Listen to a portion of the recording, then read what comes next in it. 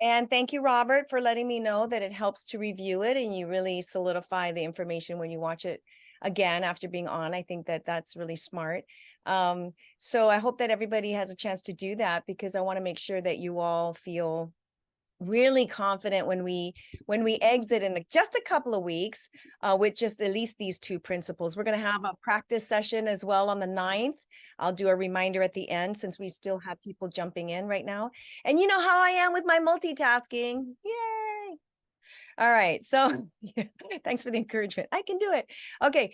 So what I want us to do is just check in as people are popping on, share some of the ways that you practice reciprocity this week. So Robert and I caught up a little bit. He got on a little early. Who would like to share? In fact, I'll call names because I don't want to waste too much time. We've got so much packed for you to practice. I have lots of practice for you today. So, so let's just jump in. How have you practiced reciprocity? Why don't you share how it's gone for you? Just jump right in. I will be the traffic police. Looking for an unmute. How have you practiced reciprocity? Okay, you guys have practiced reciprocity this week, did you not? A little bit? Okay, Mary Lou, why don't you share your little bit? Okay, I'll go. Mine isn't a personal one with my mom. Okay. I just, it's the intangible things. I just leaned in a little closer to her, trying to be a little bit more attentive. We spend some time on Thursdays. She takes me to cello lessons. So I listen a little bit more intently, intentionally, because anyway, that's another story. So then I'm really trying, and it was pretty good. I mean, to me, I felt pretty good. I mean, I don't know if she felt good about it, but I felt pretty good because then it was time is short for her too. So I wanted to give her that gift of my time. Yeah. Yeah, I think that's really great. And you feel good about it because you're making an intentional effort to do Yeah. something that's going to make a connection in a relationship. Yeah. And that's always That was valuable. nice. Yeah, that was Yeah. nice. That's good. That's good. All right. Who else? I did call on Mary Lou. She tried it a little bit. And I want one more person to jump in and share their reciprocity practice. Mary Lou, how did your reciprocity go today, this week? Yeah, it's not that big. I just did the dishes for my daughter. I did her dishes, and she kind of looked like she was feeling guilty, like, oh, sorry, sorry, But I just feel like we have to help each other out, and then it makes things go smoother, and it does. Mm-hmm. Yep. Absolutely. Absolutely. Yep. That's an act of service is a reciprocity if you're jumping in first. Who else would like to share? One more person. What did you do to listen? All I'm doing is I'm trying to get you all to be intentional with practicing it, right? That's the whole point. My main goal for this mastermind, for those of you who've taken masterminds with me before in the past, this is a little different. You guys can all admit. My main goal is to make sure when you walk out, you feel comfortable applying that, right? That's why we're focusing on two. So all we're talking about is what did you try? Just what did you try? It means you're being intentional about reciprocity this week. Okay. One more person. One more. Oh, Yeah. Daryl. Thank you. Don't worry. He told me I'm going to come back to you for something else in the future. Yes, Daryl. so I helped one of my clients basically, how do I say this? But I helped her fire somebody. But So she didn't have to do the hard job. You did yeah, it. she didn't have to do the hard job. I did it, and I did the hard conversations. Um, and then I actually helped. So it was a caregiver kind of thing. So I had to help situate the whole family, but in return, like I was able to ask for higher fees and they accepted to the higher fees. So we basically transitioned. So we're adding about 130,000 additional fees now that we can charge. So it was huge. Yeah. Well, Ted must have been happy with that one. Yeah. All right. Well, who would have thought that firing somebody would bring in 130,000? That's not well, just so you guys know, I do know that she wasn't doing her job, so she wasn't just a cold fire. Okay. Okay, great. Now, what I'd like to know is, for those of you, he told me, going to go to you next. For those of you who did try to do reciprocity, what was your did you have a challenge? Or did you gain something from trying it, or did you have a challenge? Okay, I'll just share. But Yeah. I didn't have too much time to do something, but I just wanted to say that I made a step. So I texted a person that I wanted to connect with. I said, hey, I'd love to get together with you. Let's do like coffee or lunch. Can we do it sometime before the end of this month? So, she's going to get back to me. And I think the challenge is always time, because like we all mentioned before, right? Everybody's busy and it's hard to get together. And you feel like there's so many people that you want to connect with and spend that time with. So it's really the challenge to me is like just having an intentional method of like reaching everyone. Yeah, I think that you're saying a key right there. It's the intentionality. It's the intention, being intentional about it. And so that's right on. And we're going to talk about the amplifiers that makes reciprocity actually effective. We're going to touch on that a little bit again today, so that you guys all know what you're looking for when you are attempting reciprocity. And now, listen, guys, that's part of why you have accountability partners, is so that you will attempt to implement this week. I want you to think reciprocity all week long. Can we do that? Can we do that? Okay, great. All right, let me ask one more thing. I want to know, because I've seen a couple of people call me, not seen. I've had some people call me, and I'm really glad you called me, because I don't want you suffering in silence when you're confused. So people are calling because they were confused about what is a clear application of reciprocity, what's not, and then really in terms of how would they implement reciprocity in a particular situation, that sort of thing. So I'm really glad you guys are really digging deep. That shows me that you are really intentional, for those of you who reached out and either texted me or phone called. So this is a good time for us to check in about questions. Like he told me you brought up what was the challenge, which was intentionality. So what are the questions that you might need for clarification regarding reciprocity? Let's hear from somebody who hasn't spoken yet. What are some questions you might have about that and how to apply it properly?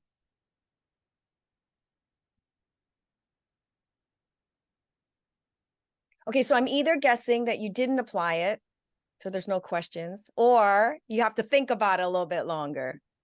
I have a question. Okay, who's talking? Stephen. How, I guess, effectiveness wise, how soon or delayed can, I guess, you initiating and then making a request?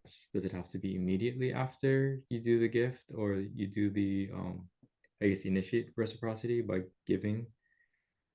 And how long does it last? Like, is it, you know what I mean? I don't know if that makes sense. Yeah, I think that depends on the scenario that you're dealing with, right? Is this something that you would like to develop a longer relationship with someone? It's going to take some time for you to develop that, and you want to build trust. Then reciprocity is something that you want to do, not so often that it feels awkward, of course, but once you do something that's meaningful and unexpected and personalized, it amplifies your endearment and trust in that person's mind. And then you'd have to give me a scenario. If you gave me a scenario, I could tell you what the time frame might be. Do you have one? Not specifically. Okay. I guess I'm trying to relate it to, so I guess well, this is me not, I guess, confessing that I don't have the book yet. Okay. But is it something like social equity, where you're sewing into the relationship, building rapport, building that relationship, Yep. but may or Exactly. may not needing to be, I guess, kind of banking how do I not sound like I'm trying to manipulate people? So yeah. You're It's like, building trust, social yeah, equity. Okay, I guess, I mean, I've not heard thanks that for term, bailing but me I can out. see, yeah. Yeah, I mean, you're building trust and that's the point, right? I mean, the Yeah. point of reciprocity and what makes it effective is that you're taking intentional time to think about what's meaningful to them, right? And so that people know that that takes time. And by the way, guys, listen, when somebody says, wow, thank you so much for doing that. I've had that happen many times. Thank you so much for doing that. Don't say, oh no, it was nothing. Don't say, oh yeah, no, it was easy or it was free. Don't do that. What you're going to do is say, you know, you would do the same. You would do the same. Because then what you're doing is you're letting them know, hey, this is, you know, I trust in you as much as you're trusting in my ability to think in term, being conscientious and intentional about giving to you, right? So we tend to diminish. Here's the thing: we diminish the value of what it took for us to do that, for one. And the second thing is, if you say it was nothing, it was free, you diminish their value and why you put that effort in. Oh, it's nothing. Laura, it was nothing. You're, you know, me doing that for you, nothing, right? You're like, okay, well, fine, I guess, you know, whatever. So just say you would do the same. There's something to that effect, okay?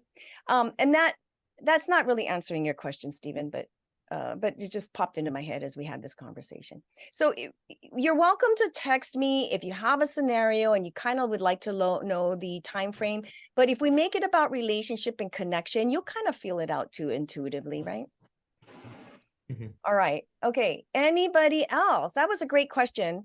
And part of it is navigating ourselves through it. It might feel a little wonky at times. Anybody else have a question for clarification? I do, Leila. Okay. So I have a team and I'd like to, establish a relationship, individually, but then if I give a gift, then the other team member is going to say, oh, yeah, it's kind of uncomfortable because I don't know how to do this. I'm not favoritizing anybody, but I want to be able to establish a relationship and do a reciprocity and give a little specialized gift. But, our office is so small and I'm thinking, oh, then they're going to talk, oh, she gave me a gift or whatever. So I feel kind of like, I mean, everybody will have a turn. I just don't know how to do this part. Sure. So remember that reciprocity is not always an actual gift, right? So it could be something like, Mary Lou said she did the dishes for her daughter, right? She didn't get asked to do it. She just jumped up and did it for her daughter, right? And then she would say something like, you know, I know that you would do the same. Like when she feels good, don't feel guilty. I know you would do the same. We help each other out, right? Mhm. So you're already doing something that, and if you tailor it to what is special to them, if it's an act of service or some sort of intangible, you're not just buying a gift and then feeling like there's a economic inequality to the gift, let's say, or anything to that effect. Does that make sense? Yeah, it does. But I do compliment them depending on what the situation is. But sometimes I want to give them a gift just out of the clear blue. But, it's like, I don't want, I just feel like Yeah. one person gets a gift and the other doesn't. Yeah. It's not just a gift. But here's the thing, because you are in the position of authority as the owner of the company, Yeah. when you give an affirmation, that's not reciprocity. When you give an affirmation, that's you being a leader. So either they're going to say, oh, well, you're supposed to do that, or, okay, I have a great leader. It's because I work for you and you're a good leader that you're doing that. So it's not a free gift in that relationship. Oh, okay. All right. So Okay. now I'm confused. Okay. Okay. Yes, Mary Lou. I'm looking at my time because I want to make sure I get on to the today's lesson. So yes, Mary Lou. Okay, sorry. Yes, Since okay. No, not at if, all. if you give something to someone like a service, um, and then you want something in the future from them, like maybe letter of recommendation or something, is that kind of like, I don't like to use this word, but cashing in on your uh, credit? Okay, well, first of all, is this a boss? Are you referring to a boss, or are you referring to somebody who's an acquaintance? Yeah, two of them. I wrote a song and I sang a song for the first director who left. Then the second is my boss is leaving end of this month. And I wrote a song and I sang it and I recorded it. And they're going to play it at her retirement ceremony tomorrow. And Oh. so I'm kind of thinking like in the future, I might ask for a letter of recommendation. Yeah, sure. Okay, sure. You can totally do that. But if it's your boss, you know, this is a little bit tricky because you're asking for a letter of recommendation. It's not like, hey, you know, just kind of can't come up with a scenario in my head. So she's gonna review you on your work performance, not whether or not you wrote her a song, Yeah. right? Right. But she'll probably say, oh, she's great to work with, she's conscientious, blah, blah, blah. And then she might give, you know, a balanced review on your work performance. So that's a little bit different. Does that make sense? Okay. Yeah. Thanks. Yeah. And thank you for asking the question, because I think sometimes we automatically think a certain situation is reciprocity. In reality, it's not. So the one that you're talking about is not really reciprocity. Okay. All right. Okay, good. Perfect. All right. So now we are going to go into our lesson time. All right. Give me a second. Optimizing. Here we go.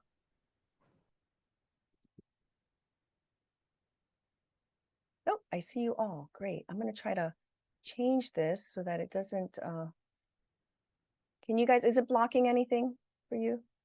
All right, good.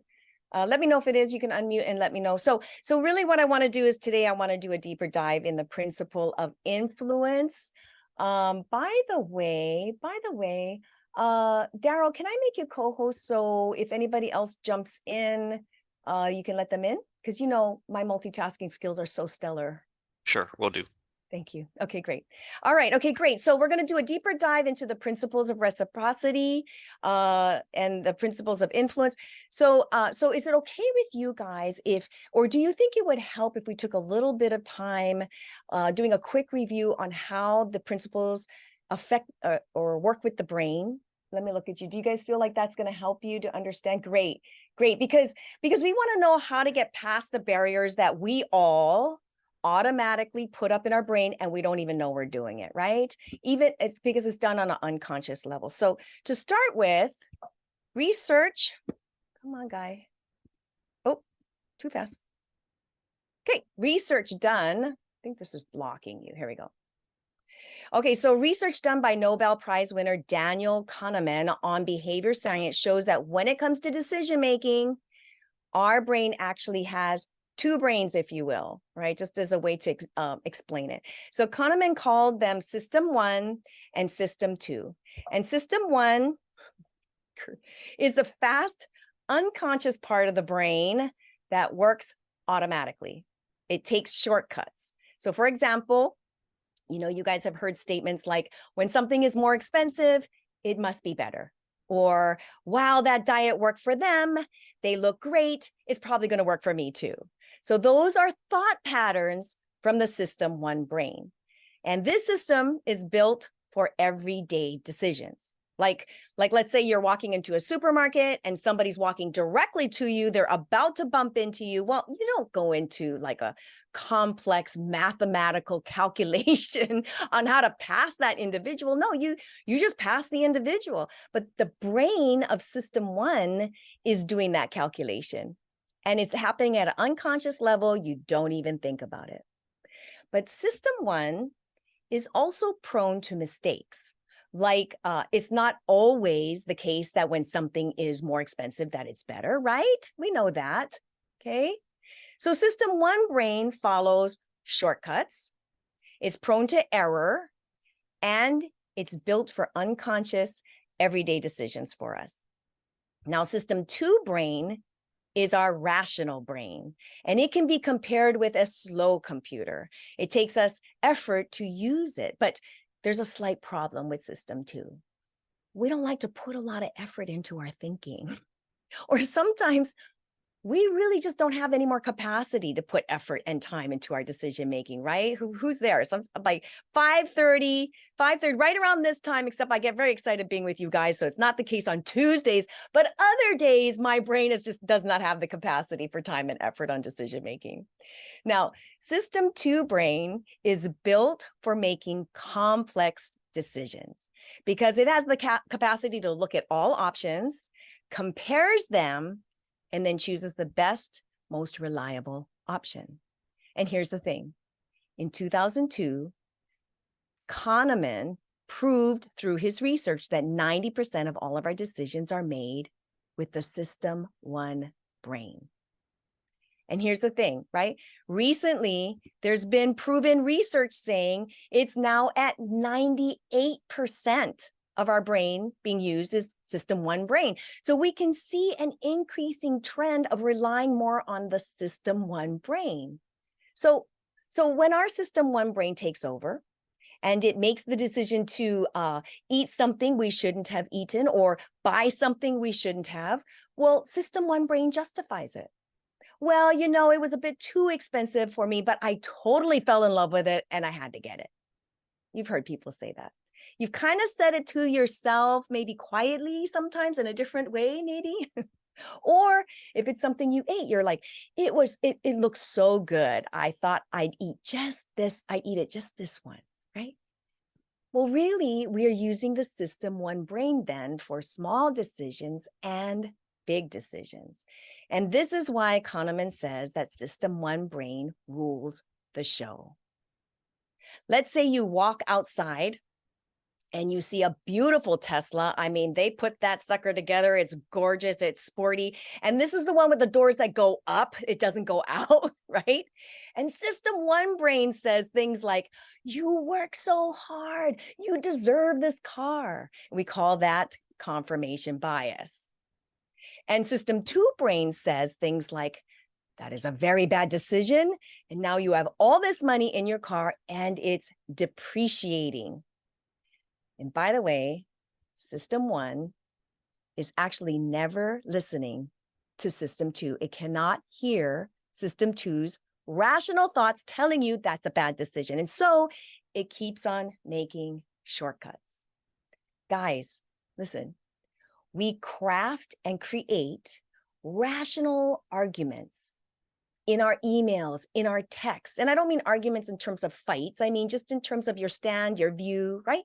In terms of conversations, we craft rational arguments because we tend to believe we are talking to a person's System 2 brain, the rational brain, and we are attempting to persuade people's logical System 2 brain. I mean, I think we've already established real quick up front that while we can see by the research that we are actually speaking to the System 1 brain, right? Can you guys all see that? Nod if you see that, because I can see you in the thing. Yeah, okay. Can you guys see that? All right. All right, by the way, because I also know that we are all very ethical here. Thank you, Stephen, for bringing that up earlier. We can also see now the responsibility with these influence principles that we carry within the context of the information of how the brain works, right? And the research reveals that all 7 of the principles of influence help that part of the brain to respond more easily to our message. But how do we approach each unique situation or scenario that we encounter with these principles? Not just with one principle, but with a combination of principles, training our language patterns to get the results that we're looking for. See, depending on the situation, we can stack these principles to communicate to that System 1 part of the brain. And here's the thing, this is already happening to us all day long through a continuous amount of messages we get throughout our day. Language targeting our System 1 brain is everywhere. There are also people out there using and teaching these principles in an inaccurate way, and that diminishes the effectiveness and sometimes the ethics of our outcomes. So for instance, looking at reciprocity, right? There are 3 amplifiers. We talked about this last week and I'm going to repeat it, right? And we covered it, like I said, we covered it last week, but most people who read the book don't even know what those amplifiers are.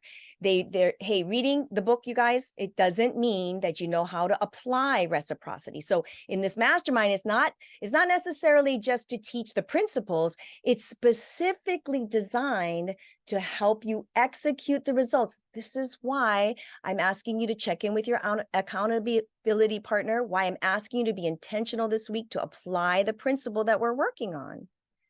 See, it's not reciprocity unless the 3 activators are met. So some of your questions were really great, and let this be the litmus test on whether or not it's an effective reciprocity technique, all right? We're specifically looking at how we can activate it and amplify it in this mastermind, and how you amplify influence overall. And so the 3 activators for reciprocity is it has to be meaningful, right? It has to be personalized. So and it has to be meaningful to the person, and it has to be personalized to the person, and it has to be unexpected. Otherwise, it's just a thank you or a welcome aboard gift. So many people think they're using reciprocity, but they're really not. They're giving away thank you gifts potentially, or, it's not within the context of where reciprocity is effective. And so it takes intentionality to develop the skill to apply it for results. And that's what we're doing in this mastermind. So for this mastermind, we are only focusing on getting really good at these 2 principles, which is reciprocity and liking, because while they're simple to comprehend in concept, the skill comes in how to implement it effectively with the activators and the amplifiers. So next week, when I talk about principle of liking, the activators and the amplifiers, I want to make sure you guys are keeping those in mind so you practice those amplifiers for liking next week. But this week, we're going to apply that to the reciprocity. So for those who want to get really good at the other 5 principles and multiply your efforts by stacking all 7 of them, more information is going to be coming in the future weeks, okay?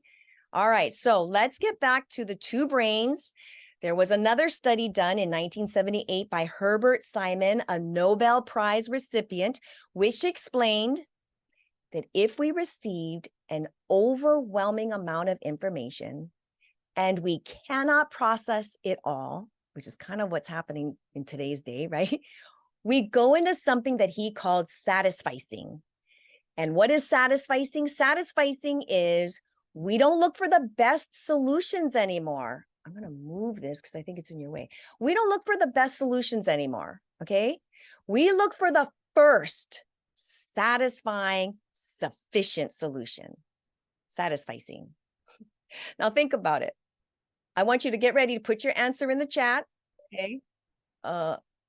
I'm going to let you take that for me. I want you to put that in the, put your answer in the chat. I'm trying to open the chat. Okay. I can't find out how to do this when I'm sharing screen. So what I'm going to do is I'm going to ask Daryl to unmute because he's being such a great helper, and let me know what people are saying. So I want you to get ready to put this in the chat. Do we need to process more information today than people in the year 2000, just 20 years ago? Put it in the chat. What do you think? Oh, I can see chat. I just figured it out. Yes. Thank you, Hitomi. Anybody else? Okay, good. Yes. Anybody else? Okay, good. Yeah, absolutely. Absolutely we do. And here's the thing, guys. This is a rapidly increasing trend because the technology right at our fingertips is making us constantly bombarded with decisions we have to make. And scientists say, all my little boxes, I hope it's not disturbing you. All scientists say we make around 15,000 to 30,000 decisions a day. And most of that is happening in brain number 1, system number 1. So we rely more and more on the shortcuts of system 1 brain, where the principles of influence then can help be decision aids for us. Now get this one. Scientists used brain scanning devices to detect the attention span of a goldfish and of a human being, right? And in the 1980s, the goldfish was scanned to have found to have an attention span of 9 seconds. That means that they take that long, 9 seconds, before getting distracted. And the human being had the attention span without getting distracted of 20 minutes. So now get ready. You're going to put it in the chat. Get it ready. We're going to put it in the chat. What do you think was the attention span of the human being in 2005? 2005. What do you think was the attention span of the human being? Just 25 years later, 15 minutes, 8 seconds. Who else? 10 minutes, 9 seconds. Anybody else take a stab? Come on. 60 minutes. Okay. All right. Well, it was 8 seconds. Tom already knew that. In 2005, it was 8 seconds, right? We were beaten by a goldfish, you guys. And that just means that we get that distracted that fast. For example, if you want to call somebody, you take out your phone and right away you see Facebook messages. I'm going to move this because it's really, you see Facebook messages, right? WhatsApp notifications, calendar notifications. And then within a few seconds, instead of making the call, you start answering these messages and then you've totally forgotten you were going to call somebody. Okay. Am I the only one? Because I'm going to confess I have done that. I have done that so often because I'm always multitasking. Anybody else do that? Well, research shows that it's very, very hard for us to use our full brain power because of the busy, distracted life we now live. So we are leaning more and more on system 1 brain to make a decision. So now you can see how these principles speak to that part of the brain. Now, for the sake of time, I am not going to take questions right now about that, but I want you to write your questions down. Hopefully we'll have some time on the end, or you can text me. I'll try to connect with you to be able to answer that question privately. But we're going to transition right now into the principle of reciprocity. And I'm going to trust that you reviewed the information we covered last week about reciprocity. So to recap real quick, for those of you who need a recap, there's a difference between gifts and rewards, right? Tangible gifts are reciprocity. You must go first in order for it to be reciprocity. It has to be meaningful, personalized, and unexpected to be activated powerfully.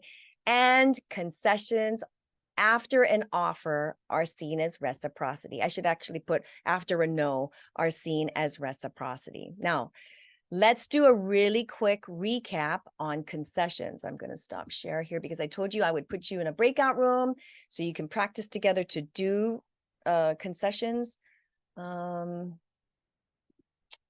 Let me see. Hoping I don't miss Nam. I'm gonna set up your breakout rooms.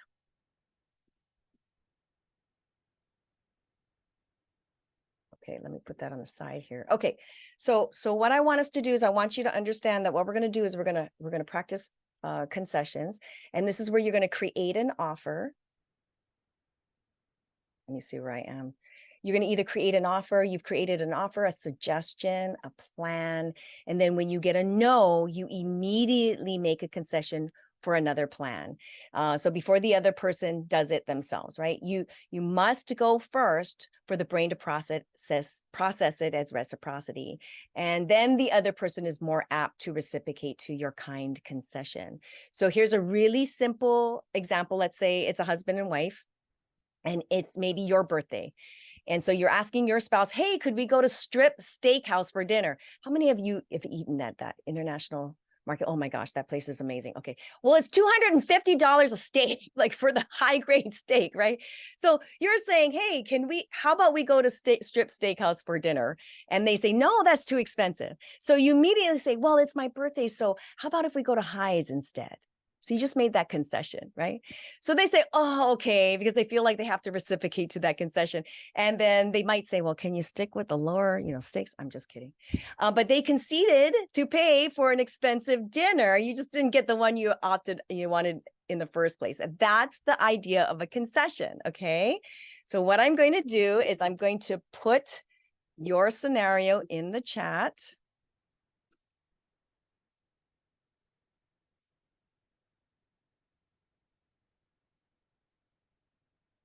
Hang in there. Okay, great. All right. So the scenario is There's going to be 2 people in each room. You're going to have 6 minutes each. So that's a total of 12 minutes. You're going to make your concession request, plan, sales pitch, or proposal, whatever it is. And if you guys are in business and you need to practice a little bit on your sales techniques, I would definitely go for that first. The partner is going to say no in some way, fashion, or manner. And then you're going to immediately fall into a concession. So it looks like reciprocity. So I'm hoping you're prepared for your concession. And then partner, you want to make sure that you're giving them helpful feedback on how you felt about the delivery and possible ways to improve it. So I want you to get right to it. I don't want there to be a lot of chat, and the person with the lightest shirt is going to go first. Now, is there any questions from anybody about what is being done? Nope. Okay. Mary Lou, you stay here. Mary Lou, did you hear me? You stay here. Okay. So I'm going to open all the rooms. You've got 6 minutes each.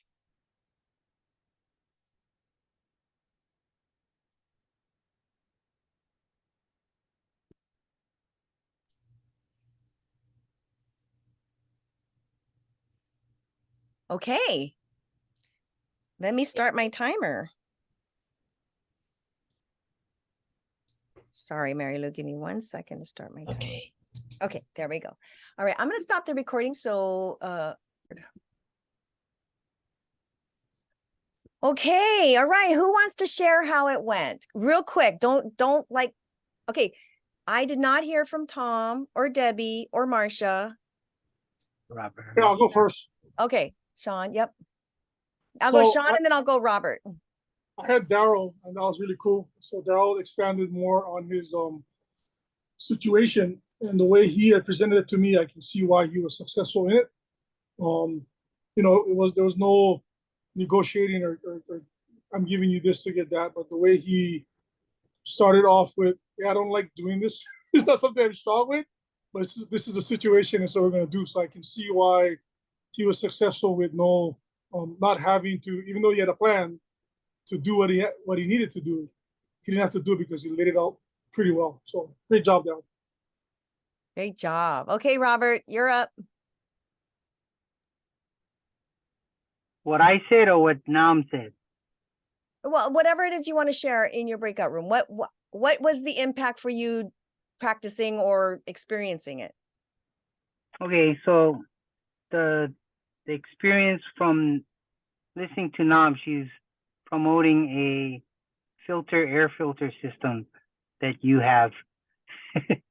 Thanks, Nom, for Anyways. the nonprofit. Way to go, girl. Rally for the children. That's right. She said what it was going, how much it was first. And then I said no. So she broke it down for the nonprofit and what 20, that I would have a discount if I bought it today. And I said no. So she said, well, I'll give you a personalized necklace to go with that. And I said, oh, I'm going traveling soon. I'd like that. Okay. So she tiered it down and then added a gift. Oh, good job. Good job. That's a reward for choosing the second concession. That's the reward. Good. Okay, anybody else? We have a little more time. I was getting a little confused on the time. So who else? How was your experience practicing this? What did you learn? How did it feel? Was it awkward? Did you get good feedback? Just jump in there. Layla, I'll jump in. Okay, great. So to me, I think for Carol, I mean, we both had big asks. And it seemed like it was really seamless. Just the other one saying, no, I don't think so, kind of thing. You're going to have to like tailor that down. That's going to be too expensive. And, it seemed really seamless. And then we tailored it down and came to an agreement kind of thing. So it was, I don't know. She was a good partner with that. So yeah. Okay. So let me ask you something. How was the internal feeling for you when you heard her pare it down for her concession? Did you go like, oh yeah, I could literally, you felt yourself leaning into the possibility of making an agreement with that concession? Or were you still kind of like, yeah, I don't know? No, for me, I totally agreed with her. It's like, yeah, you're right. That is really, it is going to cost a lot. Let's do this instead. Good, good, good. So the research shows if your first offer is a much higher number, right? Your second one, if it's, you know, like within the ballpark that you want to price it at, is going to be received more. It's going to have an increased percentage of people taking that second offer. But you have to have a very big comparison between the two for that. It works best when you have a big comparison for the two and you use that concession element of reciprocity. So that's what just thank you for sharing that. Okay. Anybody else who hasn't spoken yet? I want to hear from people who have, because you know, you're going to share on the next one. So you might as well just jump in now because I will then start calling names. Yeah, Yes, Carol. I think when I was, listening to Marsha, what I think really matters, and it doesn't really talk about this in the book, but there's a level of authenticity that has to be there. Because we've all been sold by what we call slimy. I've been taken in by people who have totally, in the end, realized they didn't care about me. They just wanted the sale. And it feels awful, right?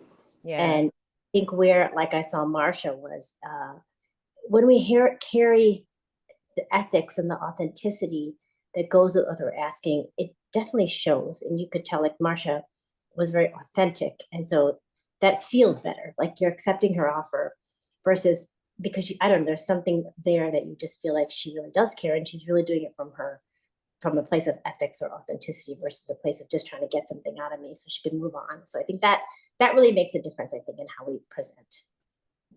Yeah. And I like that you're saying that. So I want to open this up for people's discussion as she's sharing that. I mean, when you think about if you particularly have personal biases about sales, but you have to do some sort of a sale, right? And then these biases, these belief systems, these past experiences cloud your perspective of making a sale. I mean, how does realizing the authenticity of the individual such as yourself come into play to help you feel more comfortable about that? Let me rephrase because I'm processing while I speak, unless Mary Lou has an answer. Go ahead, Mary Lou, what's your answer? This is just a slightly different take on what Carol just said. Okay, all right. That, I never thought of it as, placing it toward the other person's benefit. Because all my life I've seen it modeled for me when people say, oh, poor me, like what Carol was saying. And so that's what I did is I approached it from a poor me, I'm tired. I've been working over 60 hours a week. I need a 1 month vacation. And then, so now when Leila said to me, say how much you're going to give the organization, I've been covering for 2 people who are on vacation, and I don't know how much longer I'm going to last. And then instead of saying, but, she said, use the word and or so. And then say, how about if I'll take off every Friday during the month instead? So to me, it felt more empowering. And this is the first time for me to feel this way. Good. Very good. Thank you for sharing that. Thank you for sharing that. Anybody else want to jump in on that conversation in terms of the authenticity? I should have just said that. That might be a long question. Yes. I will. Okay. Oh, go ahead. Who are you talking to? Go ahead. Who? No, just go ahead. Oh, I it's thought okay, Sean just- was talking. okay. So here, Nam, you're Okay. going to go first. I'll be the traffic police because you already just jumped in, which is good. I like that. I like the jumping in, by the way, everybody. Okay. Debbie, guess Okay. what? We're going to do another scenario. When we get back, I want you to be ready to share, yes, your experience about it. Go ahead, Nam. I think like same with everybody Oh, else. you're breaking up. I don't want to be in sales. You're People are breaking up. Oh, you're so good. You should be a sales. I'm like, no, I hate sales. Oh, Okay. can you hear me? Now I can turn off your video just for Hello? now. Yeah, turn off your video just for now, and let's see if that works. Now go ahead. Okay, can you hear me now? Yes. Okay. Okay, can you hear me now? Okay. Yes. Can you hear me Go now? ahead. So most of the time I don't a sales job, even though people say I'm good at it, right? But the thing is, the authenticity. Fred and I were doing our scenario. He's talking about his machine, his device, right? And so he's talking about the big device, and I was like, nah, I don't want that. It's too expensive. It's too bulky. He's like, oh, but we have a different one that actually goes into your mouth. It's a dental device, and it's at this price. And with your dental, you can get but it's still like $1,000, right? And I said, no, it's too expensive. And they said, well, however, we do have a way to break it up into 12 months so that it's affordable. And then I said, oh, okay, that makes sense. And so what I thought was missing, the only part was like saying something closer to, hey, educating the patient, right? And saying, I know it sounds like a lot of money, but when it comes to your health, and we're talking about, there's a lot of people that have this problem, they stop breathing in the middle of the night, and this is going to very possibly save your life. So based on that, it's definitely worth doing, if you want to try it out for a couple of weeks, we can, but just adding that portion, like, hey, we really care about you. And it's not necessarily about making money and selling a device. It's about like, dude, you need this. You are going to possibly die in your sleep, right? So it's like letting them know, like, you actually care about them. And this is the reason why they're doing it, not just to make money. You know what I mean? So that was my input. Yeah. And a really good point, Robert, on your concession that she mentioned was, why don't you try it out for a couple of weeks or whatever it was that she said. That's a really good, hey, how about we do this? That's a really nice way to lead into a concession, guys. Okay, hey, let's just do this. How about we just do this? Okay, so it's a little easier, right, when you transition. All right, we're going to move into another scenario. But what we're going to do is we are going to talk about the 3 components that amplify reciprocity, right? It has to be meaningful. It has to be personalized, and it has to be unexpected. So I'm going to put it in the chat right now. This is I'm sorry, I couldn't figure out how to make the edits after anyway, it didn't turn out the way that I had hoped in terms of the layout. So let's just go through this together. So I'm going to put you in a room of 2 people again. You're each going to have 8 minutes. So you're going to have 16 minutes. Okay. Let's see how much time we have. Well, maybe you're going to have 7 minutes. I'm going to change that. You'll have 7 minutes. Okay. The struggling local restaurant. You're a struggling local restaurant owner, and it's been hard during the recent economic challenges. You might want to take a screenshot of this if you don't see it in the breakout room. You've noticed that although you have some loyal customers, you're not attracting as many new customers as you'd like. So I want you to use the principle of reciprocity to influence. Oh, sorry about the typo. You're either your loyal or your potential customers, one or the other. They're already loyal customers, so you want to drum up further business with them, like maybe have a dinner party, or they are potential customers. To have them frequent your restaurant more often. Leave reviews. Maybe you want them to leave a review. You can choose. There's lots of ways to work this scenario. Bring in friends and family. Choose which person you want to address, not use, on this reciprocity and how you would implement it. And so when I say that, you have the 3 choices. You have the local customer. They like the restaurant, but they don't visit as often as you want them to be. So you choose. You have the new customer. And then you have the skeptical customer, not impressed on first visit. So that'll be a challenge for those of you who like the challenge, Stephen. Okay. Your objective is use reciprocity effectively to connect with the customer and help the restaurant benefit. Make it meaningful, personalized, and unexpected. And like Carol had said in starting that conversation, we want to have authenticity and care for that individual you're approaching. Okay. Any questions about this at all? You can raise your little reactions hand if you have a question, or we're just going to go right into the breakout rooms. Okay. I have a question. Are we what part of reciprocity are we using? The concession piece or any type of reciprocity? So because we're working on what is personalized, meaningful, and unexpected, it's going to be something that is a gift type of thing that you're going to go first on releasing. So I want to make sure that people understand the amplifiers to using reciprocity in your everyday scenarios. Okay. That's a great question. Thank you for asking it, Tom. And we're actually using this scenario, right?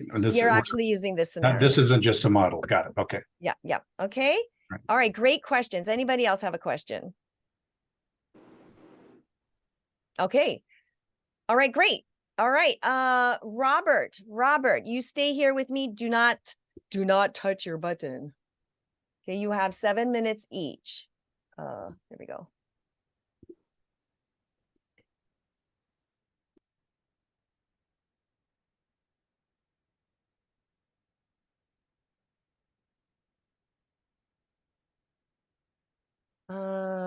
me see. 14. When do I need to be out of that room? I'm gonna have to give them 6 minutes each. All right, they only get 6 minutes each. Okay, wait, let me do a broadcast. Hang on 1 second. Okay, correction, you have 6 minutes each. All right. Robert, let me pause our record, buddy.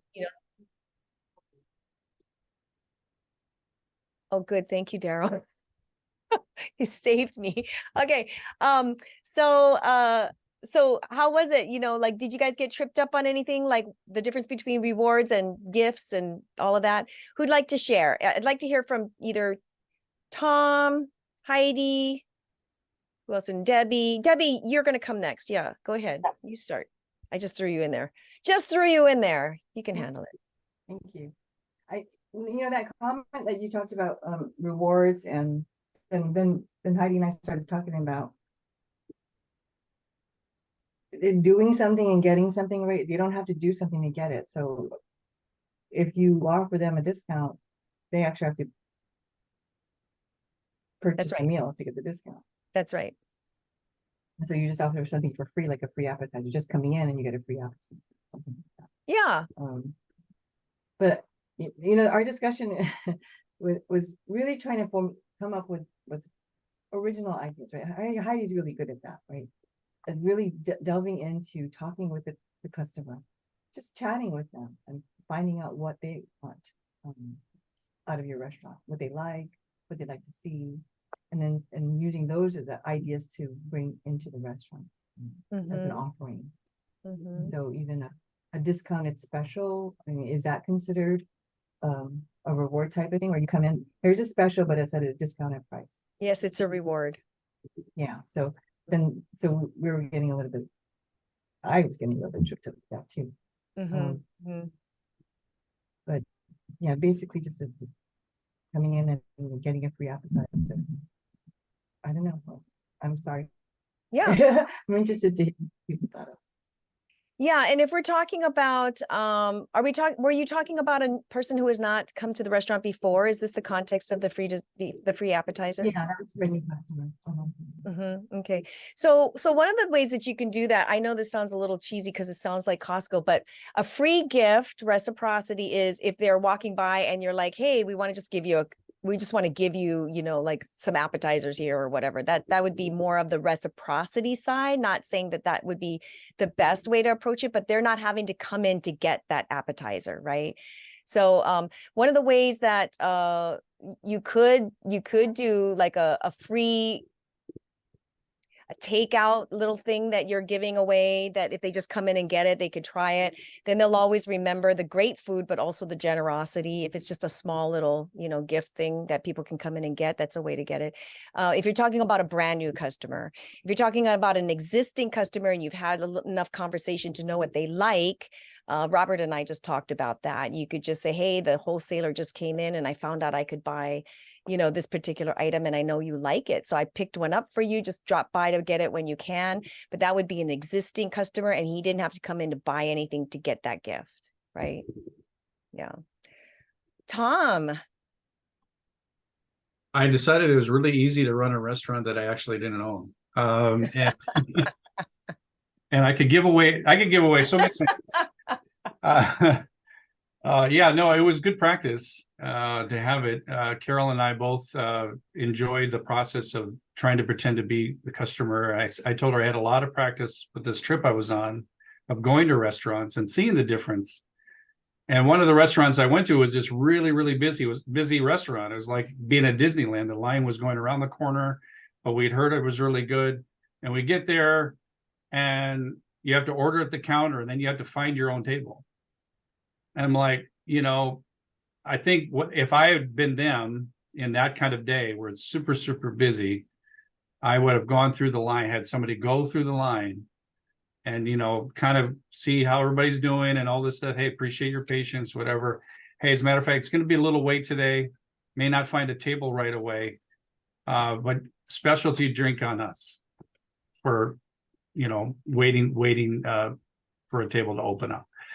Something along those lines that they would have felt like, oh, okay, they know I'm here. I'm not just, this, in this cattle call of trying to move through this line in order, and then holding my little stick up with my number on it going, where's my table? I don't have a table, so I like doing that. I like doing the exercise. And then for me, trying to learn how I can apply that to my business, that's where I'm trying to find that connection, reciprocity, especially reciprocity. Yeah. That's a little challenging, but Free thank you. complimentary gold for everybody is what I say. Yes, thank you. That would be easy if I could afford to do that.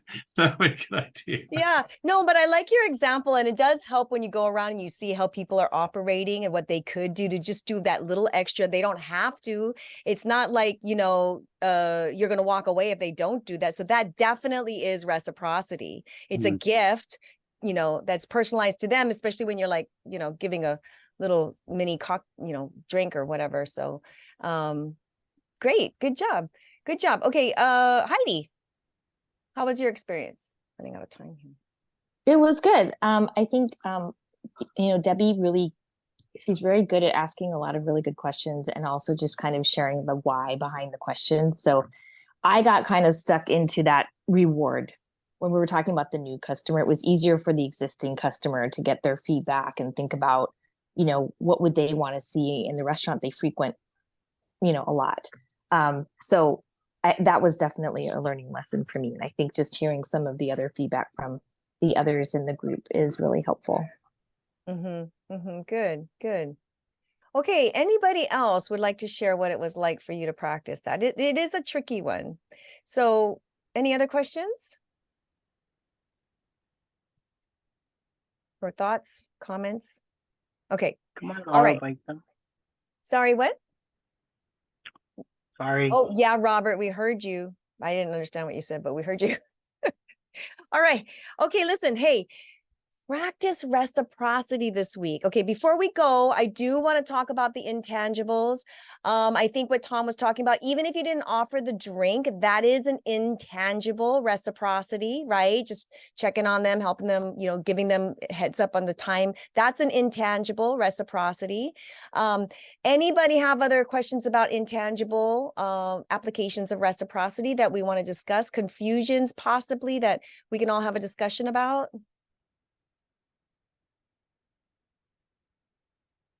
You guys all got it? You guys all got intangibles then?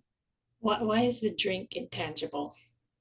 No, I said without the drink. The fact that Oh. he was suggesting they go through the line, explain the weight, that would be an intangible. Okay, got it. And then you're talking story with them, you're listening to them, you're connecting. Yeah, I think you should open a restaurant, Tom. All right, anybody else? Okay, all right, great. Oh, we've got a little bit extra time. Okay, does anybody have any questions before we leave? Last thing, I didn't wait for an answer. Does anybody have a question about something else before we leave? Anybody have a question about your accountability partner? Okay, who met with their accountability partner this week, whether it was on the phone or, okay, good. Okay, are you holding each other accountable to practice? Okay, I see some kind of. So make sure you guys are, encouraging each other to practice. That's the whole point. Okay. Anybody want to share how their accountability time is going together? There's a reason why I'm making you talk about this, guys. So let's unmute and talk about it. Anybody want to share how it's going with your accountability partner? Helpful? What's going on?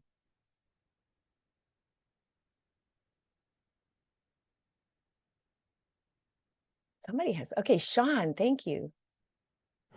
Well, I got to partner with Carol, and I think we were kind of on the same page. I was telling Daryl and also Nam, after reading this chapter, I felt like I had to take a shower. I felt like I got slimed by a salesperson or a shoe salesman or a car salesman because, put it in perspective of being a pre-Christian when I was in business to being a follower of Jesus now, right? There's these tools that have been created that have been used against us for a long time, and I just laugh. Right, I read those stories and I'm like, yeah, I did that. All right, we've done that. It's just a matter of the heart of how we serve people. Yes. with nothing expectations, man. Because in the other side world, the expectation is just to get the sale and get the money. You know, like the story about the guy selling the 3 levels of insurance where he got the same commission whether he sold the most expensive one, the middle one, the cheap one, and he knew how to get it done. So for him, it wasn't really about helping the customer. It was about making whatever sale and using that concession of offering the high one and then selling the low one. He still made the same kind of money, right? And I think all of us have either been, I hate being sold. I really do. Like I've walked into stores and go, just stop. I'll come see you when I'm ready. Before you even talk to me, just stop, right? And so, yeah, just learning that these are tactics that you can work around and be gracious about it.